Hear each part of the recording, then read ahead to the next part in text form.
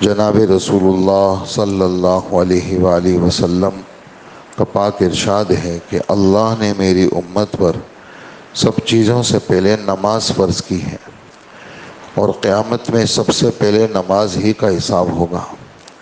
نماز کے بارے میں اللہ سے ڈرو، نماز کے بارے میں اللہ سے ڈرو، نماز کے بارے میں اللہ سے ڈرو۔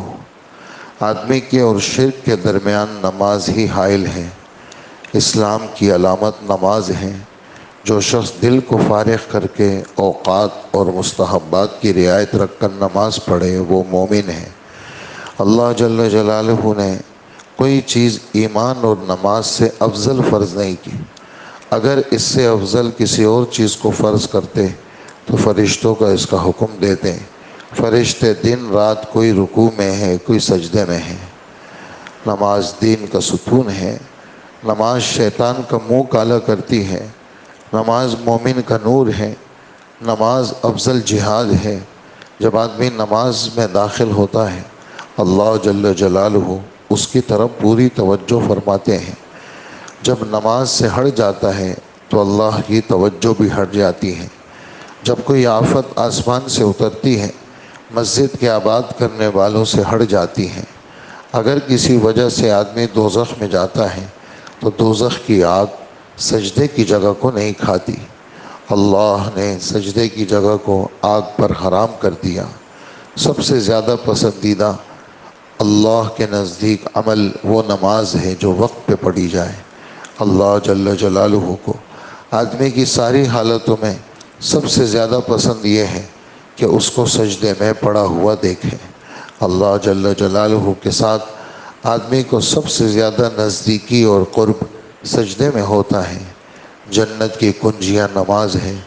جب آدمی نماز کے لیے کھڑا ہوتا ہے تو جنت کے دروازے کھل جاتے ہیں۔ اللہ اور اس نمازی کے درمیان سے پردے ہٹ جاتے ہیں۔ نمازی شہنشاہ کا دروازہ کھٹکھٹاتا ہے، اور یہ قاعدہ ہے کہ جب دروازہ کھٹکھٹاتے ہی رہے تو کھلتا ہی ہے۔ نماز کا مرتبہ دین میں ایسا ہے جیسے سر کا درجہ بدن میں ہے۔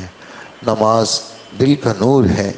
جو اپنے دل کو نورانی بنانا چاہے نماز کے ذریعے سے بنائے۔ جو شخص اچھی طرح وضو کرے اس کے بعد دھیان سے 2 یا 4 نفل یا فرض نماز پڑھے، اللہ سے اپنے گناہوں کی معافی مانگے، اللہ اس کو معاف کر دیتے ہیں۔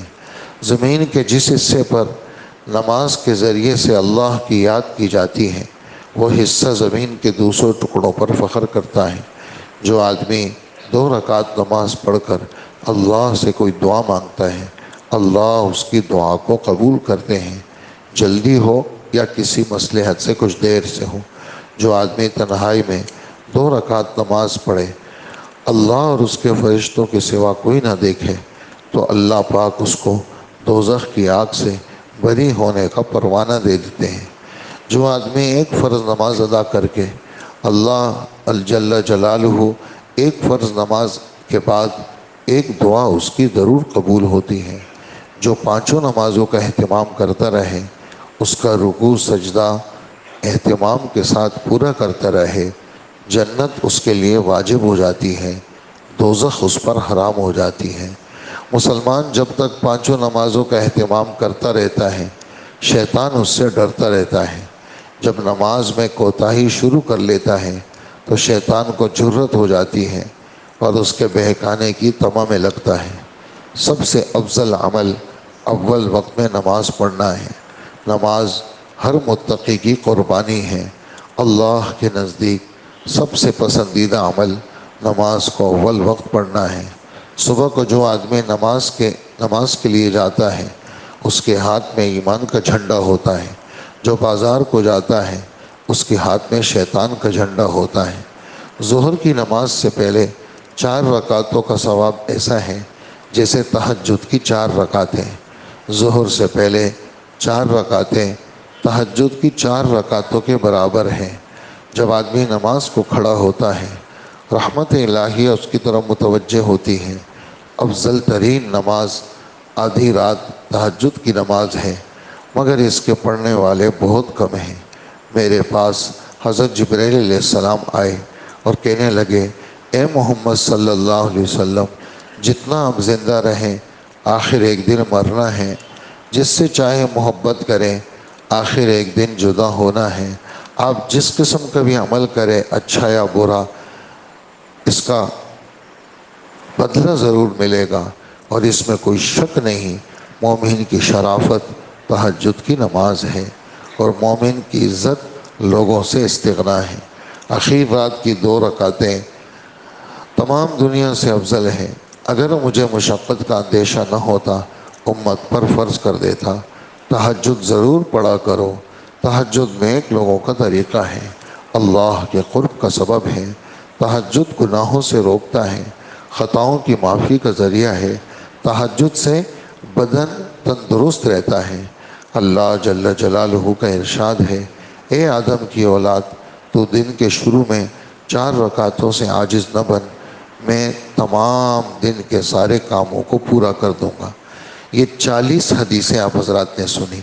اللہ جل جلالہ ہم سب کو قبول فرمائے، اور یہ 40 حدیثوں کی برکت سے اللہ پاک ہماری آخرت میں مغفرت فرمائے، اور اللہ جل جلالہ ان پیغمبر کی باتوں کی برکت سے اللہ پاک ہمیں پکا نمازی بنائے، اور اللہ ہمیں رہ صغیرہ کبیرہ گناہوں کو معاف فرمائے۔ الحمدللہ رب العالمین والصلاة والسلام علی نبینا محمد وآلہ وصحبہ اجمعین۔ اے اللہ، آپ کے پیغمبر صلی اللہ علیہ وسلم کی جو حدیثیں بیان ہوئی، اے اللہ اپنے دربار میں اس کو قبول فرما، اور اے اللہ مرتے دم تک ہمیں پکا نمازی بنا، آخری نماز بھی مسجد میں جماعت سے ہمیں نصیب فرما۔ اے اللہ ہر حرام سے ہمیں بچا، ساری حرام کاریاں ہماری معاف فرما۔ اے اللہ ہماری آنکھوں کے گناہ، زبان کے گناہ، کانوں کے گناہ، دل دماغ کے گناہ اللہ سارے معاف فرما۔ اللہ جب تک ہم زندہ ہیں ہمیں ہر گناہ سے بچا لیجئے، ہر حرام سے بچا لیجئے۔ آج کا روزہ آسان فرما لیجئے اور قبول فرما لیجئے، اور آج کے روزے کی ساری کمی کوتاہیاں اپنے خصوصی فضل اور رحم سے معاف فرما دیجئے۔ اے اللہ ہماری دعاؤں کو قبول فرما۔